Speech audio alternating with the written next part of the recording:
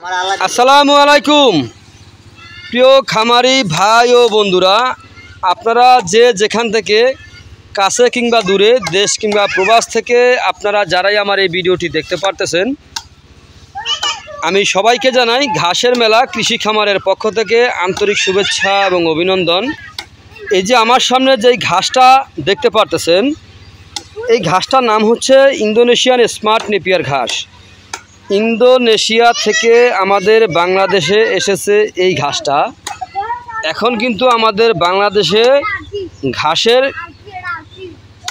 জায়গাটা আপনার এই ঘাসে কিন্তু পূরণ করে দিয়েছে। শুধু এই ঘাসটা এতটাই ভালো যা আপনি কল্পনাও করতে পারবেন না, এতটাই ভালো মানের ঘাস।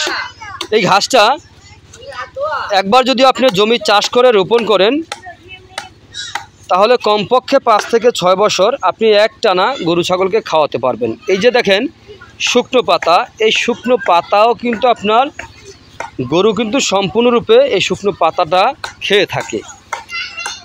এই ঘাসটার গরুর পাশাপাশি কিন্তু ছাগলও কিন্তু খুব বেশি পরিমাণে এই ঘাসটা কিন্তু খেয়ে থাকে। দেখেন ইন্দোনেশিয়ান স্মার্ট নেপিয়ার ঘাসে লাভের দিকটা বেশি, কারণ এই ঘাসটা একবার রোপণ করলে কমপক্ষে 5 থেকে 6 বছর আপনি খাওয়াতে পারবেন।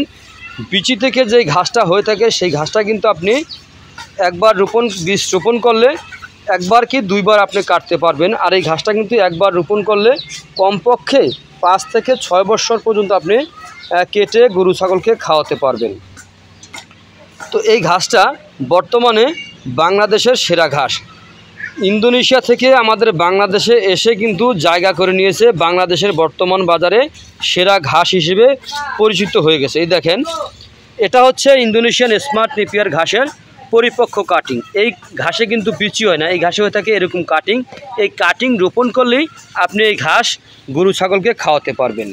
তো আপনারা যে যেখান থেকে আমার এই ভিডিওটি দেখতে পারতেছেন, যদি আপনারা খামার গড়তে চান অথবা গড়েছেন, তো আমি বলবো আপনারা যদি এখনও ইন্দোনেশিয়ান স্মার্ট নেপিয়ার ঘাস যদি রোপণ করে নাও থাকেন, তাহলে আজই আমার স্ক্রিনে দেওয়া নাম্বারে যোগাযোগ করবেন। আমরা এই ঘাসের কাটিং সারা বাংলাদেশে সুন্দরবন কুরিয়ার সার্ভিসের মাধ্যমে আমরা ডেলিভারি দিয়ে থাকি। চাইলে আপনিও ঘাসের কাটিং সংগ্রহ করতে পারেন। তো আপনারা যে যেখান থেকে আমার এই ভিডিওটি দেখতে পারতেছেন, যদি আমার ভিডিওটি ভালো লেগে থাকে তাহলে আমার চ্যানেলটিকে সাবস্ক্রাইব করবেন, বেশি বেশি করে শেয়ার করবেন। তো এই আশা, এই প্রত্যাশা আপনাদের সবার প্রতি রইল। তো আপনারা সকলে ভালো থাকবেন, সুস্থ থাকবেন। আসসালামু আলাইকুম ওয়া রাহমাতুল্লাহি ওয়া বারাকাতুহু।